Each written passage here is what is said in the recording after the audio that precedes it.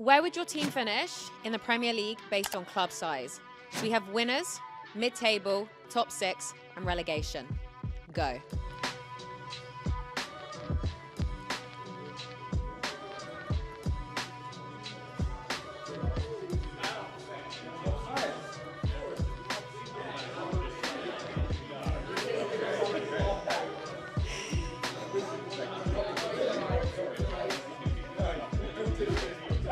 Right, I'm coming in.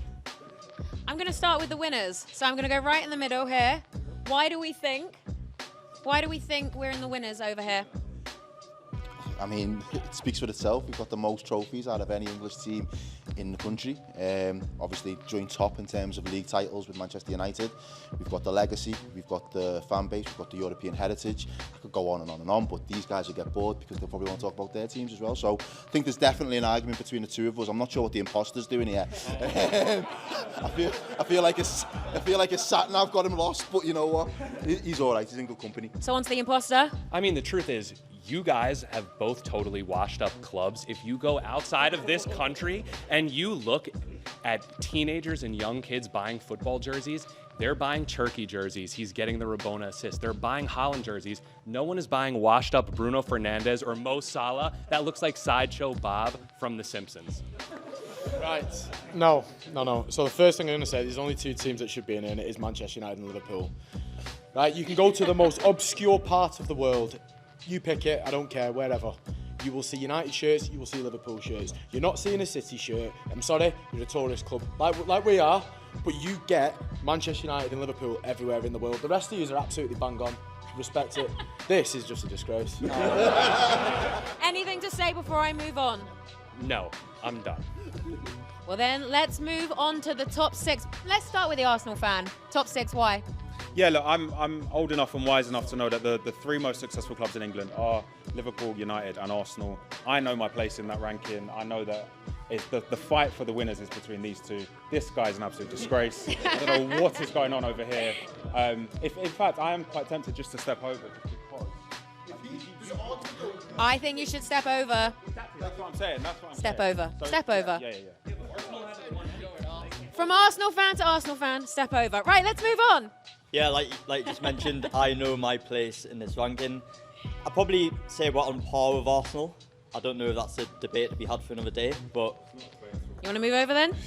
I'm not moving into there, Oh, okay. I know my place. Top six. Let's go to Villa.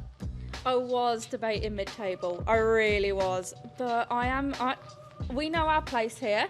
I'm sticking it with Newcastle. I am putting my place here. We've got legacy. I'm looking at the Wolves fan, but I'm going to go to Newcastle first.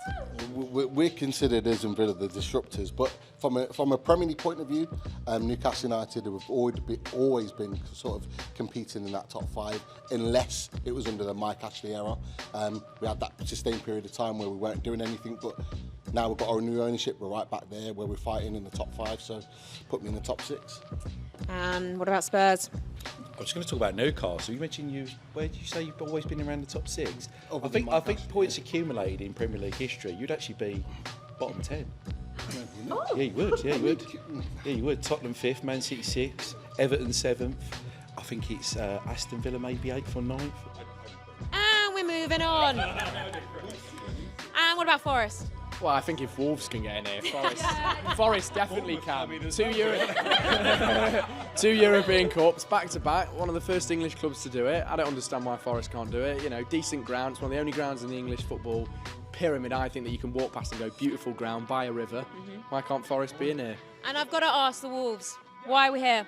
Well, I've heard some comments since me stepping in this square. I'll be honest with you, I don't appreciate that at all.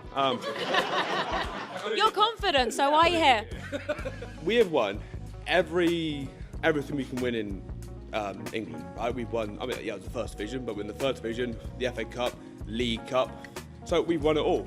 In 1954, when we were the best team in the world, we played against the best team of Europe, and everyone loved it so much, they went off and created the Champions League that you're all competing for to be the biggest club. So we created it. Did you win it? I can't remember. But because of that game, European competition happened. And we won everything in England, so yeah, top six. Before I move on, do you think you'll be in top six this season? Maybe not this season, no. Right, let's head over to the mid-table. So I'm going to squeeze over here and let's go straight over to you. I've come like sort of edging towards top six because there is maybe an argument, and a few people have said if Wolves are in there, then we should go in there. But I'm not basing that off of what some clueless Wolves fan thinks. I would say that we could potentially push that. Obviously, we are a massive club. We've got massive history. We've got sort of a great stadium, great fans. We've got an amazing legacy, but I'm trying not to be too biased to Leeds and be too a little bit ridiculous. There are bigger clubs than us, unfortunately, and it pains me to say that, of course. But I think that we're pushing towards top six, but sort of like 7th, 8th position. A couple of these guys said that we should be over there. Sunderland, Dylan didn't. Dylan sort of shook his head at me, but yeah, this is why I'm just edging towards it. But We've got clubs supporting clubs here, and some of their own supporters aren't even going with it. I know. Well, listen, I'm just being modest. I don't want to be too outrageous like some people are. Wolves. So, yeah. Then let's come in the middle and let's go over to you. Well, I mean, firstly, I want to start with some quick maths. We've got 4 lads stood in there, we've got 6 in there, and that's the top 6. So at least 4 of these need to be dropping out. As for Sunderland, I'm similar to Jack. Like, it's about knowing your place. If you want to go back in history, yeah, we've got obviously the FA Cup, we've got the 6 First Division titles, but the amount of top clubs there are in the right here, right now, we're in the mid-table. So I'd say in and around the 10 mark in the grand scheme of things. Well, I would say for Sunderland. And I'm going to come back. I think we're probably like the 5th smallest. I think for me, in terms of fan base, we've got literally statistically the best supported club in the country in terms of the percentage of the population that go to games. Burnley's such a small town, still get over 20,000 fans on every single week. We've won a lot in terms of comparison to the likes of Brentford, your Bournemouths, your Brightons. We've won way, way more than all of them. I think there's not really a debate for me. I think Brighton are far smaller. The only thing they have really that would argue them being above us is they've sold a few players for a couple $100 million in the last 10 years. And then in your defence? Shocking. I mean, for starters, we've got a new rivalry going on here. Forget Palace, Burnley and Brighton. I mean, come on. Like, who knows? Who speaks about Burnley? Anyone? I mean, who likes Burnley in here? Anyone? No, that's the whole point. That's the whole point, though. When you talk about business, Burnley's business versus Brighton's business, where would you rather have? I didn't say business. I said that's the only thing you've done. That's the only thing you've done is sold a few players for a couple $100 million.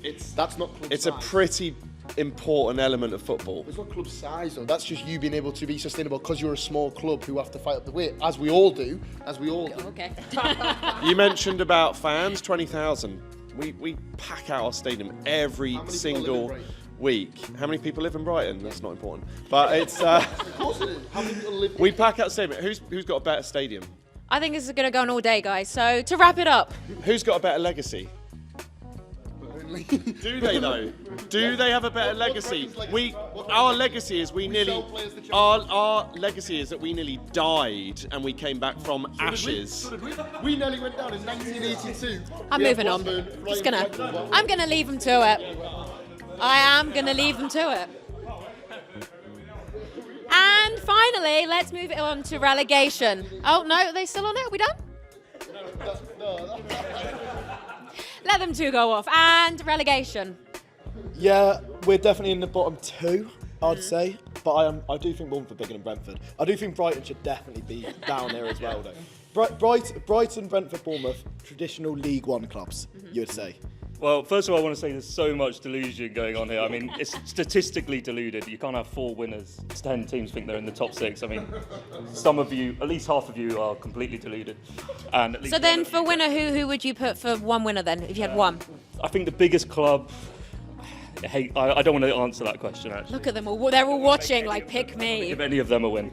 But I also think it's embarrassing to think you're a really big club when we've been finishing above you for the last 5 years. So Man United, we smash you every year. So I don't think calling yourself the biggest club when I'm in the relegation zone. We're definitely bigger than Bournemouth, bigger stadium, bigger fan base. Yeah, but next year Bournemouth are doubling capacity. It'll be 20,000. Yeah, well, one you of the have best to fill it training before you can speak. One of the best training grounds in the Wembley. country. Brentford, just some final remarks from Brentford then. Yeah, I'll put us 19th. I don't want to be a big club. It's too embarrassing to keep losing to Brentford. So I'd rather be small than beat all of you. Well then, sounds good, everybody. I've got some. I agree with some, don't agree with others, but sounds good, everyone.